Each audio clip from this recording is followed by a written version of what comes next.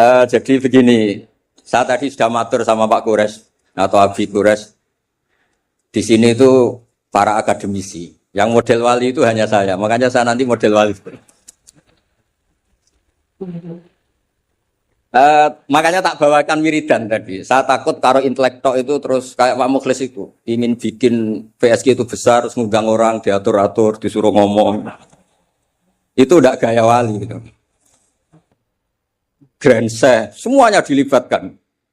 Ya, terus diatur, ngomongnya harus ini, gini, begini. Itu termasuk masalah. Begini Pak Kurasa, tadi sudah pamit sama beliau. Itu ada wiridan yang sering saya baca ngaji di Jogja di mana-mana. Ya tolong disimak sama nani model Ki Jawa, kemudian saya bawa takbir, bawa ibarat. Karena ini lembaga akademik, jadi harus otoritatif.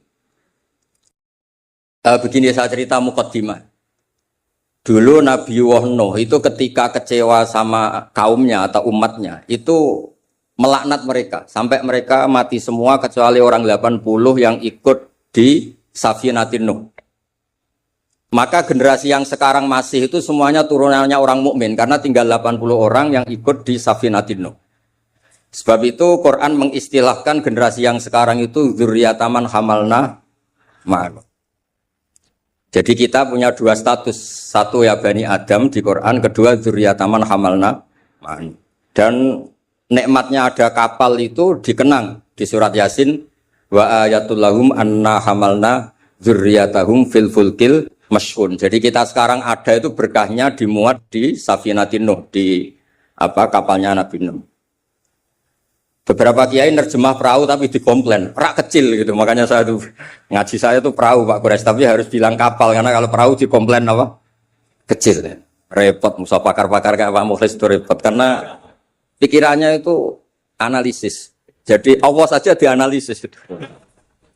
Nah kalau saya model wali sudah lah. Kalau hubungan dengan Allah itu ya subhanallah bihamdi adada khalqi wa ridha nafsi wa zinata arsy wa midada apa? Kalimat. Yang kedua ada tasbih subhanallah mil al mizan wa muntahal ilmi wa mablaghur ridha wa zinatal arsy. Nah, semuanya saya hormati yang hadir di sini termasuk yang mungkin tidak pinter bahasa Arab. Tapi ya tetap pinter. Saya itu punya kenangan terburuk. Ketemu orang goblok itu satu Pak Kores. Saya ini kata orang banyak kan pinter. Terus kata orang-orang gini, Gus ngaji tafsir susah apa? Enggak, susah. Kalau menghindari barang susah itu berarti pinter. Berarti yang tidak mengkaji tafsir itu pinter. Karena menghindari barang susah. Wah, ternyata saya goblok karena menekuni barang yang susah. Jadi tidak semuanya orang tuh kagum sama Dr. Mukhlis Hanafi karena nekuni barang yang susah. Berarti itu ya enggak saya enggak ngomong gitu. Ya ini saya baca, ini ada saksi, ada Abi Quraisy, ada beberapa orang yang menekuni. Amit Pak Mukhlis ini dari kitab Tafsir Ar-Razi. Tolong ini spesial untuk anak-anak yang di PSG maupun alumni PSG. Di antara yang diwahyukan sama Allah Subhanahu wa taala kepada Nabi kita Muhammad sallallahu alaihi wasallam adalah wasbir li hukmi rabbika fa innaka bi a'yunina. Muhammad, kamu sabar saja, menghadapi apa saja sabar saja. Karena kamu dalam pantauan kami, dalam lindungan kami. Itu di tafsir Ar-Razi atau At-Tafsir Al-Kabir disebutkan wasbir wabaddil al-la'na bitasbih. Wabaddil al-la'na bitasbih.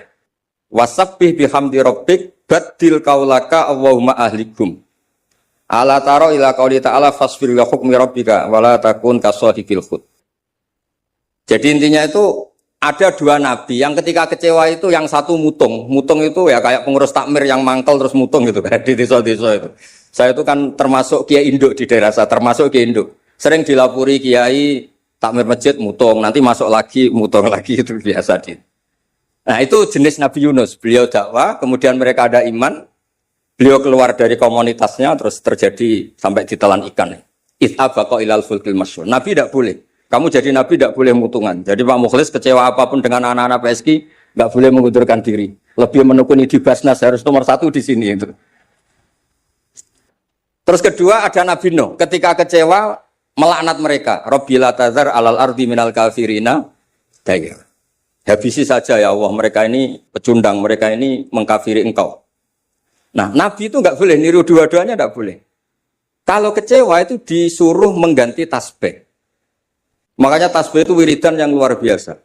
Terserah tasbih kamu apa, misalnya tadi subhanallah bihamdi adada khalqi. Mungkin kita janggal adanya orang-orang nyuwun sewu, orang-orang nakal. Tapi itu kersane Allah. Nanti ada fungsinya sendiri menurut yang dikersane Allah. Saya beri contoh ya, sampean nggak usah tersinggung. Saya beri contoh. Misalnya kutu.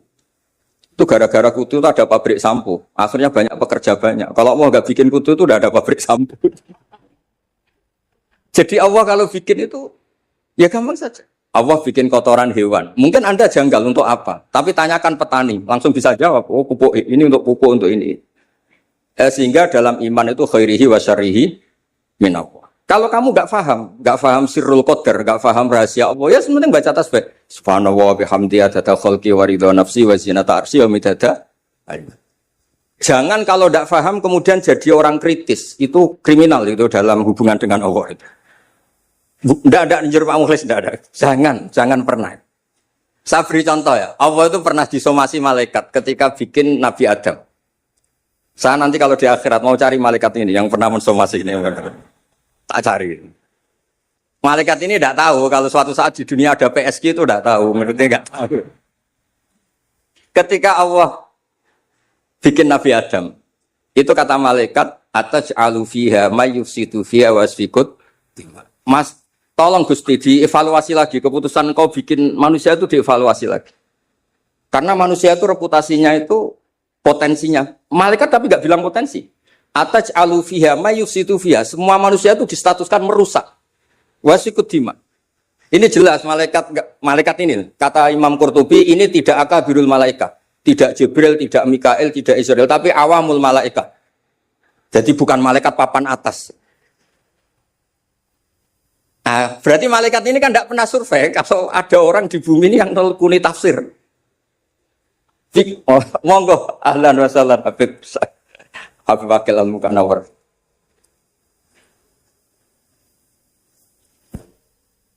Monggo, ahlan wa sahlan ya.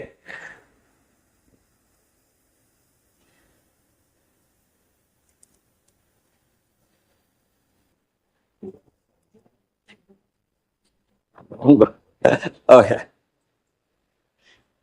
Ya ini kebetulan ini jadi kayak munakosah, kayak ujian disertasi. Kalau yang uji Pak Kures sama Habib Wakil Al-Munawar malah seneng karena kalau orang sudah sepuh itu mesti meluluskan. Yang repot ngadepi ini. Repot itu. Orang ngatur orang nggak minta maaf, nggak merasa dosa sama sekali. Itu kalau di Rembang bisa di penjara. Karena di Rembang saya ini keren betul, nggak ada orang berani ngatur saya. Saya hadir itu karena beliau nelpon, Pak Kures nelpon. Kalau tidak datang saya yang jemput. Ya ini korban itu mazlum, doanya mustajab. Saya teruskan. Malaikat ini nanti saya cari di akhirat. Yang komplain atas alufiha mayusidu fiha wasikut. Nah, tapi saya pastikan itu awamul malaikat, bukan malaikat papan atas. Tapi anehnya malaikat ini bilang wa nahnu nusabbihu bihamdika wa nuqaddisulan. Kita ini mentasbihkan engkau. Ini kan aneh. Kalau mentasbihkan Allah artinya semua keputusan Allah itu baik, enggak perlu dievaluasi. Ini yang unik, malaikat ini unik, kacau lah. Wong bilang, saya mentasbihkan engkau, tapi kali ini tolong dipertimbangkan. Itu gimana itu? Nah, kita tidak seperti itu. Makanya kita tetap subhanallah bihamdi adada khalqi. Paham terhadap sirrul qadar, kita tetap baca apa? Tasbih. Kalau malaikat ini nggak mau, kalau ada sirrul qadar atau ada kodok qadar yang malaikat ini nggak berkenan, langsung komplain. Ataj'alu fiha mayusidu fiha wasfikut. Makanya di sini disebut wasbir wabadil al-la'na bit tasbih. Yaitu ketika Nabi Nuh bilang Allahumma ahlikum, di era Rasulullah sallallahu alaihi wasallam diganti Allahumma hdi qaumi fa innahum la ya'lamun. Justru di era Nabi itu adanya Islam itu berkah bagi semua. Ya, adanya Islam itu berkah bagi apa? Semua. Rahmatan lil alamin. Terus ini yang saya matur pada Pak Kures supaya anak-anak PSG itu otoritatif. Kalau punya manhaj itu harus ada dasarnya. Kemudian saya teruskan ini dibawa aja pulang. Nanti kalau yang nggak paham anggap saja jimat itu. Di sini kan banyak orang NU, maksudnya nggak akan dianggap syirik itu, tenang saja. Ini ada Arab Saudi. Kalau di Arab Saudi kamu masalah itu mungkin dianggap jimat atau apa? Enggak. Arab Saudi sekarang juga enggak, sudah. Enggak, saya tuh punya teman baca syahadat tuh enggak ikhlas. Ini saya cerita sama Pak Kurs. Saya punya teman Pak Kurs bisa baca Fathul Mu'in. Satu-satunya saya baca syahadat enggak ikhlas itu ketika di imigrasi Arab Saudi.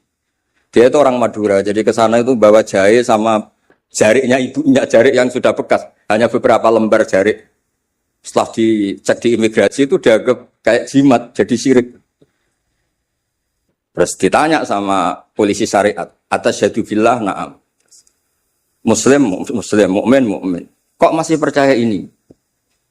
Nah, terus setelah itu ditanya, hadhi baldatu wahil haram, la yadkhuluha illa muslim, faqul asyhadu an la ilaha illallah. Itu dia ada ikhlas. Baru itu saya baca syahadat ada ikhlas. Ini negara Islam yang boleh masuk hanya orang-orang yang mukmin. Maka kamu harus bersyahadat dulu. Asyhadu alla.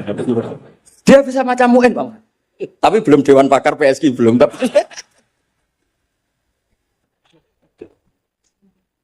Itu seumur-umur baru itu saya baca syahadat ada ikhlas. Ya sudah, sekarang muslim dia sudah. Sudah disyahadatkan. Ya, jadi ini termasuk tafsir yang luar biasa. Jadi wasfir li hukmi rabbik itu kata Imam Ar-Razi wabaddilil la'na bitasbih. Jadi nabi-nabi dulu yang sebagian itu memutuskan Rabbil atadzar alal ardi minal kafirina dayara, era nabi kalau kecewa disuruh baca apa? Tasbih. Ini penting supaya kehidupan kita itu rileks. Ya saya ulang, ini penting supaya kehidupan kita itu rileks. Misalnya di beberapa daerah kiai itu tukaran. Saya sering kiai tukaran itu bagus. Setan itu yang kurang pengalaman. Orang kiai-kiai itu kan orang-orang soleh, punya saudara 5 tukaran semua. Itu pindah Papua bikin pondok, pindah Medan bikin pondok, di Kalimantan malah pondok ada di mana-mana. Itu berkahnya tukaran. Nah, setan kaget. Loh, enggak sesuai rencana ini. Karena kurang wawasan, setan ini kurang wawasan. Orang soleh kok.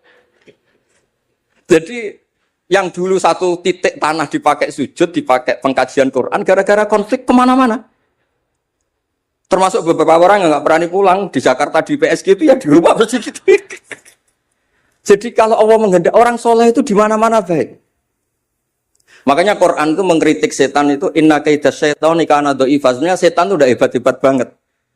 Wong zaman gini yang ngaji ya banyak. Berarti kan ini kegagalan setan. Itu gagal betul itu. Anda pemenang kan? Mungkin orang lain terganggu lah. Saat ini mungkin melakukan hal-hal yang enggak benar. Anda kesini ngaji itu menang. Nah, itu juga yang mau saya baca di ini beberapa referensi saya ini yang di hadis-hadis sahih. Ini yang di kitab Fathul Bari. Saya tadi sudah matur Pak Kures supaya otoritatif. Ketika kita baik, ya saya baca ya. Ketika kita baik, ternyata dalam banyak hal kita ini dianggap ya, di atas malaikat. Jadi kadang Allah itu bully malaikat begini. Kamu iman sama saya. Iya ya Allah, normal. Kamu melihat surga neraka, melihat dan bahkan ikut. Tapi Bani Adam itu tidak tahu saya, tapi iman sama saya. Wahal ra'auni? Enggak.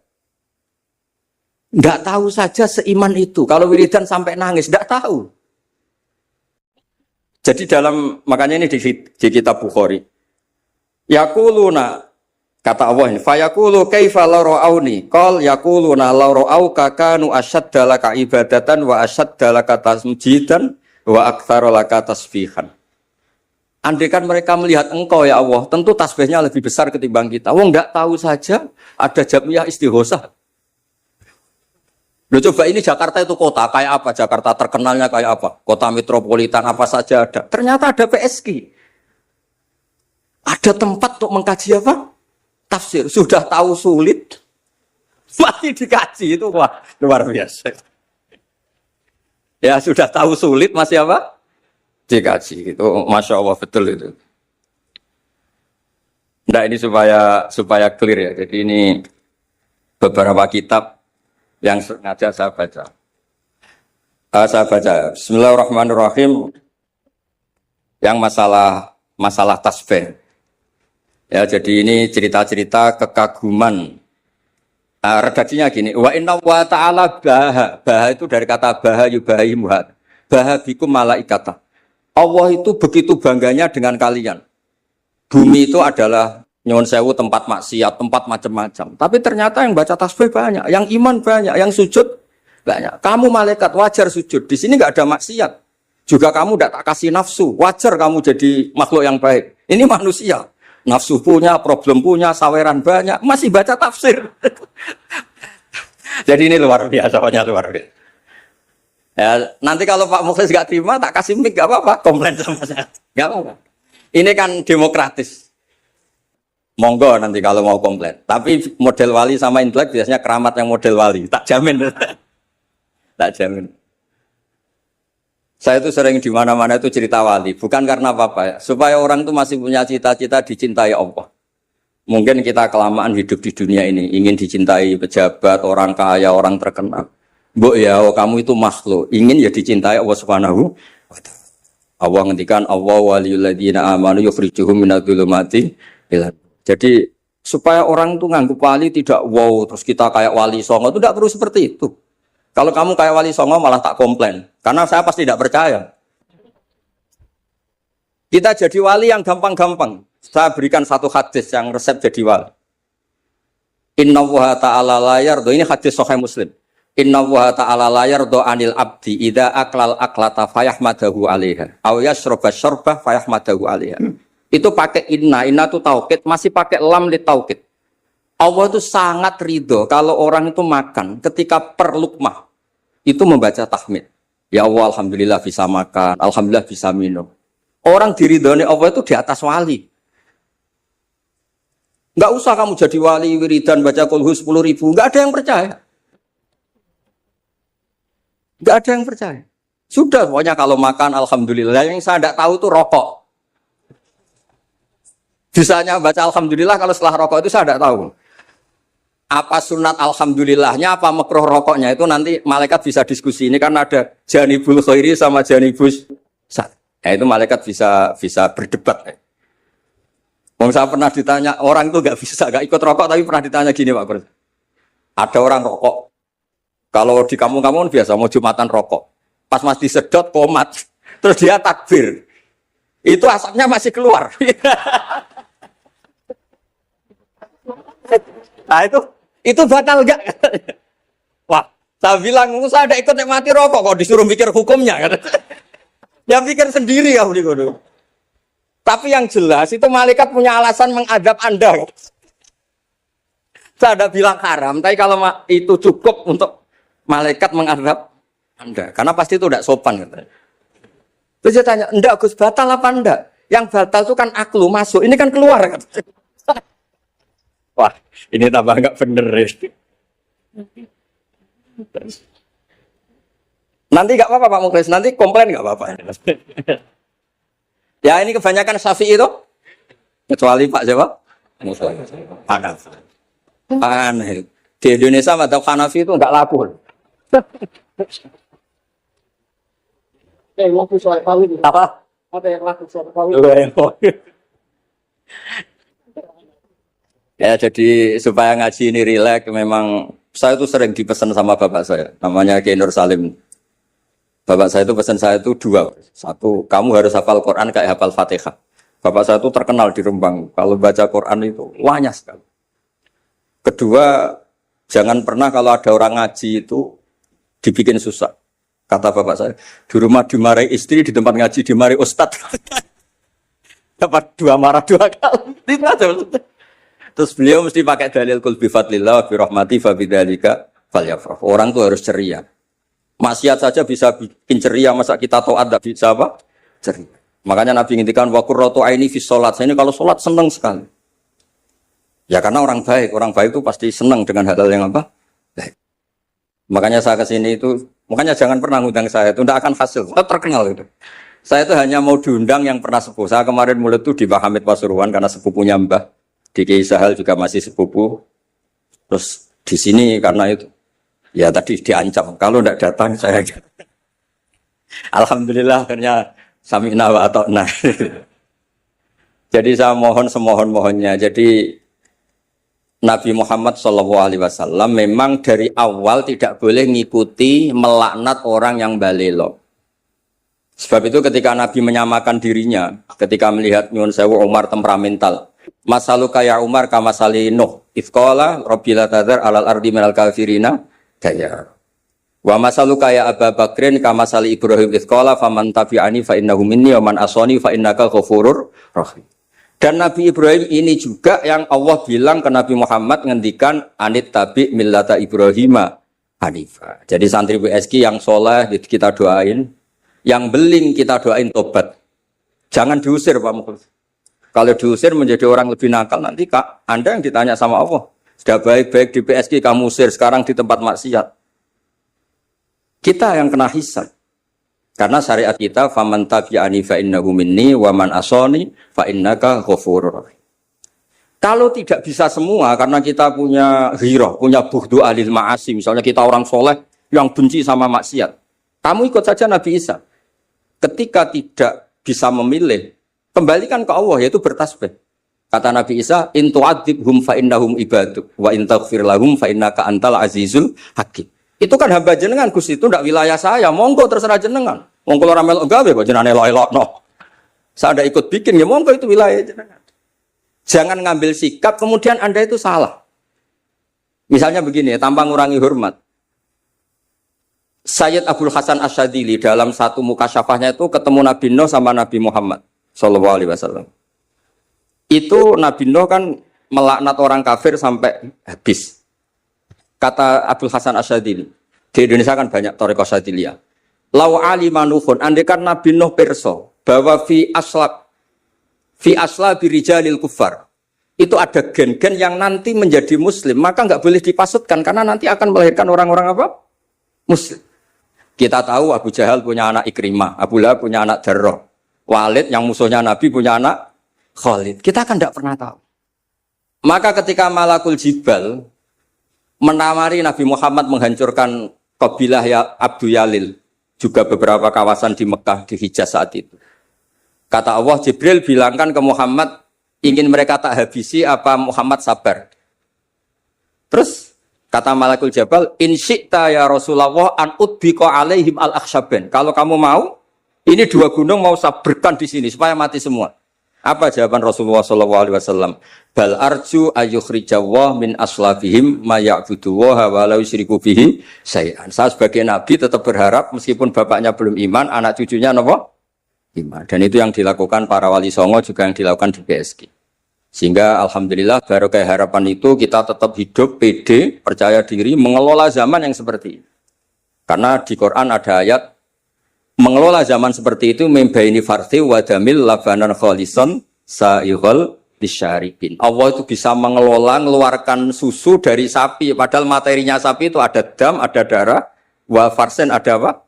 Kotoran. Tapi Allah tetap segampang itu membuat sapi-sapi itu mengeluarkan apa? Susu. Jadi kamu tidak perlu risau. Wah zaman sudah gini, nggak ada nabi, adanya Pak Mukhlis gitu. Tidak usah gitu.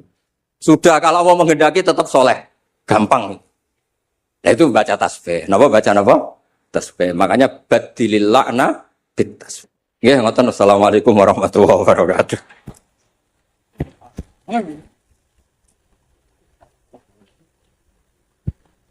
Ini ngasih waktu yang.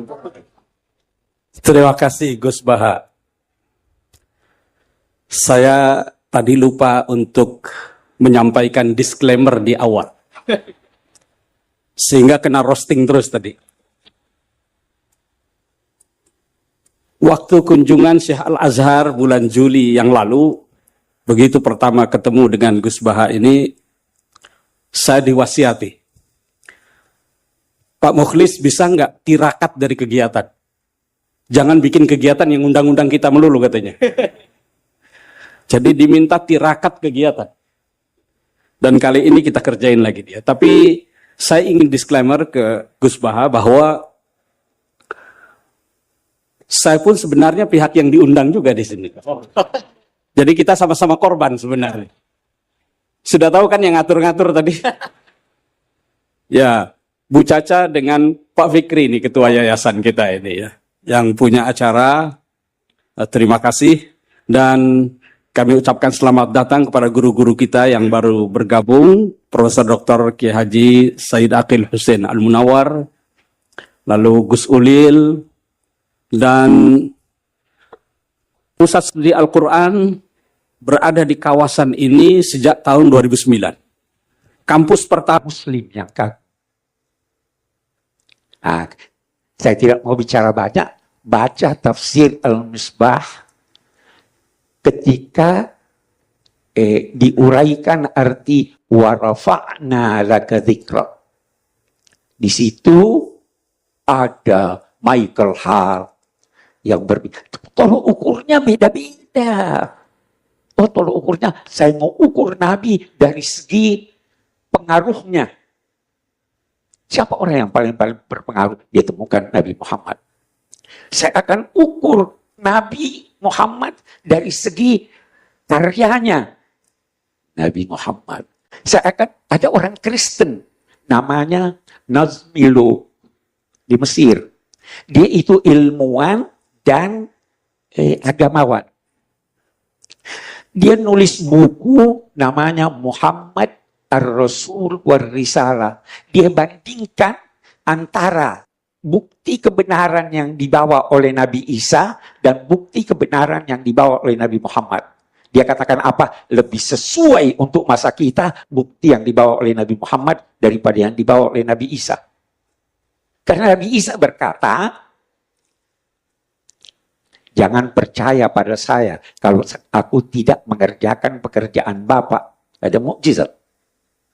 Nabi Muhammad tidak mengandalkan mukjizat. Dikatakan oleh Nazmilo, ini sesuai dengan keadaan kita. Dulu, waktu kita kecil, kita dibujuk buat makan. Kalau sudah dewasa, masih perlu dibujuk.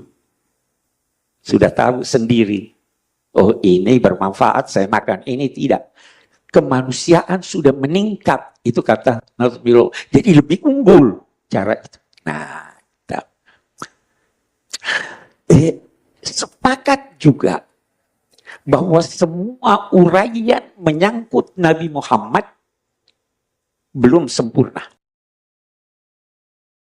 Kita baca itu tadi pagi itu dibaca, wa mahma tafafanna wasifuhu fi wasfihi yafna zamanu wa fihi ma lam yusafi. Walaupun beragam uraian para pakar tentang sifat-sifat Nabi Muhammad, akan berakhir masa ini, tapi belum lagi selesai uraian menyangkut Nabi Muhammad.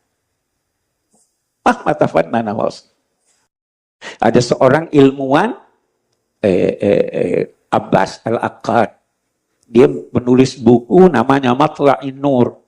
Dia bilang, saya bahas kepribadian Sayyidina Abu Bakar, Sayyidina Umar, Sayyidina Ali. Saya temukan kunci kepribadiannya.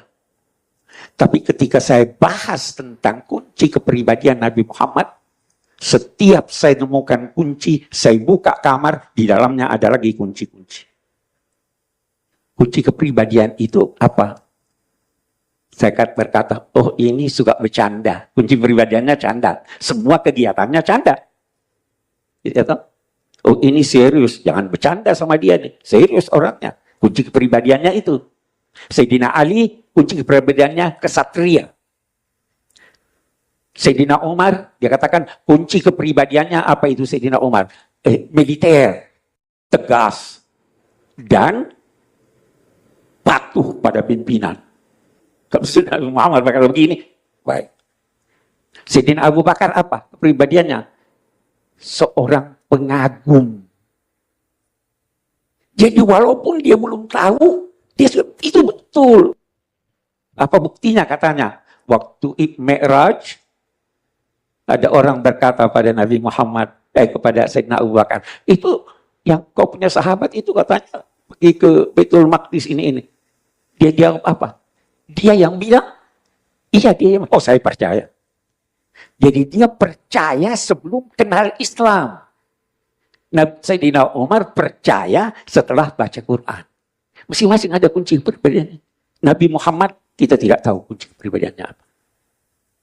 Itu sebabnya dikatakan kana khuluquhul Quran. Quran itu akhlaknya. Yang mana nih yang kita mau bahas akhlaknya ini? Terlalu banyak. Wa ma arsalnaka illa rahmatan lil alamin dan sebagainya, banyak sekali khuluquhul Quran.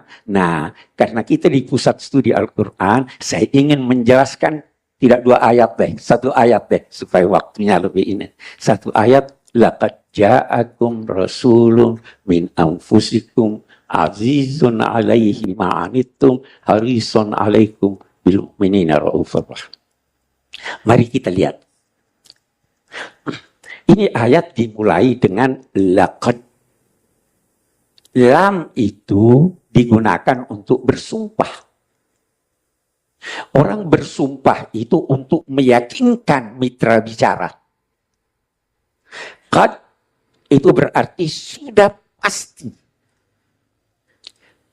Jadi Allah bersumpah demi, terserah Anda mau bilang apa. Mau bilang demi Allah boleh.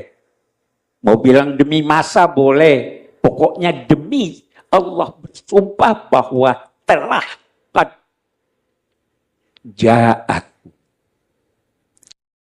Itu yang baca tafsir Al-Misbah, saya koreksi di sini. Di sana saya tulis telah datang kepadamu.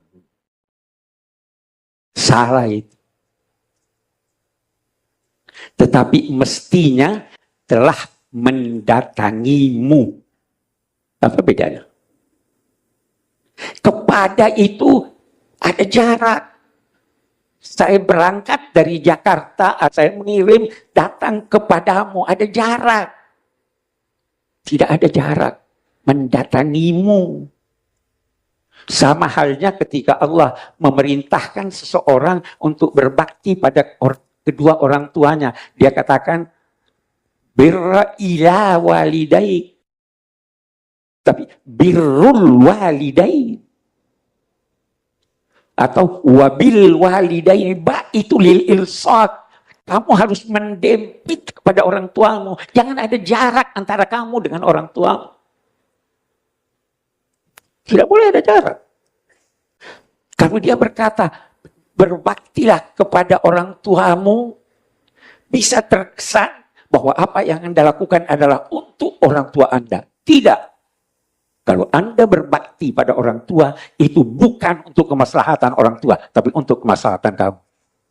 Nah, di sini, laqad ja'akum telah mendatangi. Dia berbaur dengan kamu. Bukan dia yang mengundang kamu datang. Dia yang datang kepada kamu. Itu artinya ja'akum. Dan ja'a itu digunakan untuk sesuatu yang agung, yang dahsyat, yang paling baik, dan bisa jadi berat dipikul. Mari kita lihat. Hatta orang-orang yang dekat pada Allah itu diantar ke sorga. Hatta idza ja'uha futihat abwabuha. Kemana? Sorga ini dahsyat. Neraka ja'uha dahsyat. Ja'al haqqu dahsyat. Semua ja'a dahsyat. Jadi Nabi Muhammad bagaimana? Dahsyat. Kita baca di surat Yasin, apa itu? Waja'a rajulun min aqsal Madinah. Bahwa berita yang penting. Kita baca Nabi Ibrahim. Waktu kedatangan tamu. Dia ingin menghormati tamu. Bagaimana? Faragha ila ahlihi waja'a bi'ijlin samin. Dia sembunyi-sembunyi. Jangan tamunya tahu bahwa dia meninggalkan tamu ini. Sembunyi-sembunyi. Pergi kepada istrinya. Lalu sang istri masak daging. Ijil. Sapi ya. Sapi muda. Istimewa. Semua istimewa. Ja'akum. Datang kepada kamu. Berat. Tapi dahsyat apa yang dia bawa. Itu sebenarnya berbeda. Ada kata lain dalam Al-Quran, ata. Ata itu boleh jadi ringan. Hal ataka hadithul ghasyiyah. Berita tentang hari kiamat itu ringan dibanding dengan kedatangan hari kiamat. Maka dikatakan ata. Oke. Ja'akum. Ini pasti sudah terjadi. Ini bukan pencitraan. Aku baru dia katakan Rasul. Kenapa Rasul? Kenapa dia tidak katakan Ja'akum Rasulullah? Kan bisa. Dia katakan Rasul. Karena ada dua kemungkinan. Kalian yang didatangi bisa percaya. Ketika itu otomatis kalian berkata ini Rasulullah. Kalian yang tidak percaya dia Rasulullah, tapi ingat, dia Rasul. Rasul itu walaupun dari musuh harus dihormati. Ja'akum Rasul. Yang datang ini Rasul. Utusan.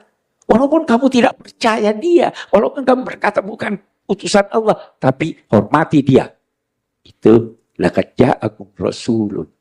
Baru min anfusikum. Apa artinya anfusikum? Kalau kita mau mudah, dari diri kamu. Dia itu bagian dari dirimu. Itu tidak jarang Al-Quran menamai Rasul sahib. Wa ma sahibukum bimajnun. Apa sih artinya sahib itu? Teman itu apa toh? Teman hakiki adalah sosok Anda, tapi dalam fisik yang lain. Ini sahabat saya. Ini saya nih, tapi orangnya bukan di sini. Dari diri. Ada yang menafsirkan dari suku Quraisy. Ada yang menafsirkan dari orang Arab. Saya berkata, tidak ada khitab dalam Al-Quran yang ditujukan khusus kepada orang Arab. Yang ada itu, ya ayyuhan nas. Jadi diri kamu manusia. Dia itu manusia seperti kamu. Innama ana basyarum mislukum. Manusia. Tapi ada lagi. Sayyid Qutb berkata ada lagi. Jiwa kamu. Dia itu sama dengan kamu dalam jiwamu. Sama dengan kamu dalam perasaannya sama. Karena itu dilanjutkan. Apa? Azizun alaihi ma'anittum harisun alaikum bil mu'minina raufur rahim. Karena dia merasakan apa yang kamu rasakan, maka azizun alaihi ma'anittum, berat di hatinya menyangkut penderitaan yang kamu alami. Dia juga merasa itu. Harisun alaikum. Sangat-sangat ingin kebaikan untuk kamu. Ini Nabi Muhammad. Dia tidak mau kamu susah. Dia tidak mau kamu sedih. Apa yang kamu alami, dia rasakan juga. Dia ingin kebaikan untuk kamu. Bagaimana itu kebaikan yang diinginkan untuk kita? Kita baca ayat lain yang menjelaskan. Al-Quran ketika berbicara tentang pengutusan Rasul, Allah mengutus Rasul, paling tidak ada dua kata yang digunakan. Yang pertama, walladzi arsala rasulahu bil huda wa dinil haq. Arsala itu berarti mengirim. Kalau Anda mengirim surat, saya antar pada Anda terima, selesai tugas saya. Anda baca atau tidak, terserah. Anda setuju atau tidak, terserah. Itu arsala. Ma'alaika illal balagh. Ya kan? Tetapi ada ba'atha. Laqad manallahu 'alal mu'minina idz ba'atha fihim rasulan. Apa? Yatlu 'alaihim ayatihi wa yuzakkihim wa yu'allim. Allahumma shalli 'ala Muhammad. Allahumma shalli 'ala Muhammad. Allah.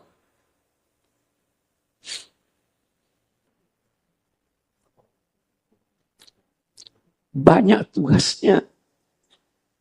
Yatlu 'alaihim ayatihi. Tahu apa arti yatlu? Bukan sekedar membaca. Tilawah itu baca, lalu mengikuti bacaan dengan pengamalan. Jadi dia tidak sekedar menyampaikan ini Quran berkata begini, ini Quran berkata begini. Tidak. Yatlu. Dia beri contoh pengamalannya. Itu sebabnya beda memberitahu dan mengajar. Wa 'allama Adamal asma'akullah. Tuhan ajar Adam nama-nama sehingga dia faham. Terus malaikat ambihum bi asma'i. Nah, Nabi Adam tidak suruh ajar malaikat, hanya beritahu. Nabi Muhammad yatlu alaihim wa yuzakkihim, membersihkan mereka. Wa yu'allimuhumul kitab wal hikmah. Itu tugasnya. Itu ba'ats. Ba'atsa itu artinya membangkitkan, menghidupkan. Dia bertugas menghidupkan kita. Menghidupkan. Bukan berarti menarik dan menghembuskan nafas. Menghidupkan. Afaman kana mayyitan wa ahyaina.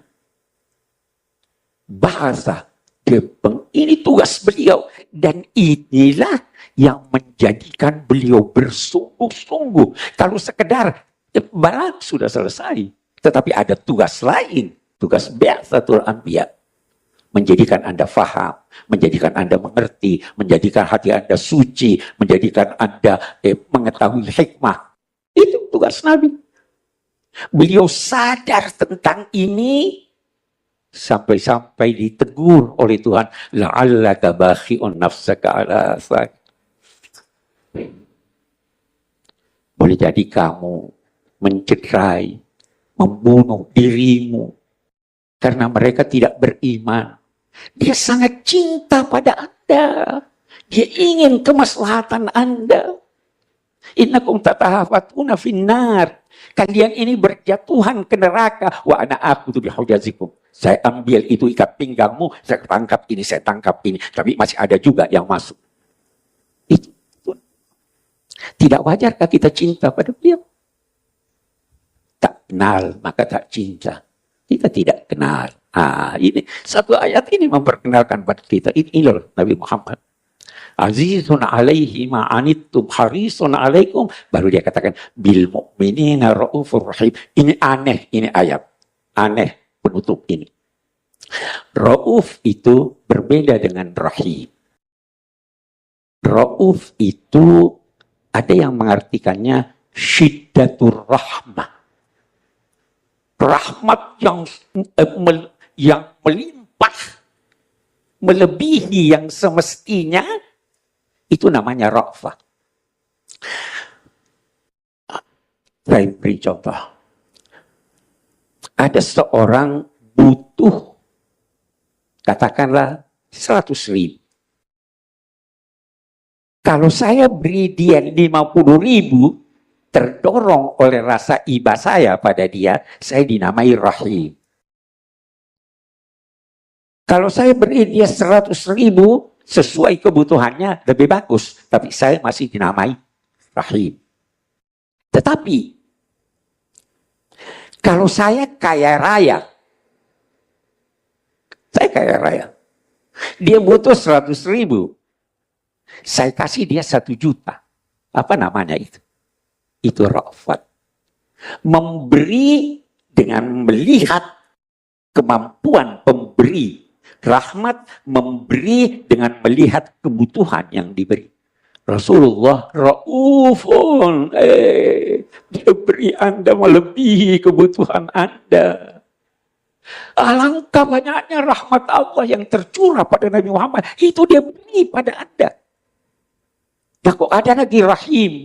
Kata ulama, kalau Rauf itu yang ada hubungan seseorang dengan orang lain, kalau rahim itu yang tidak ada hubungannya.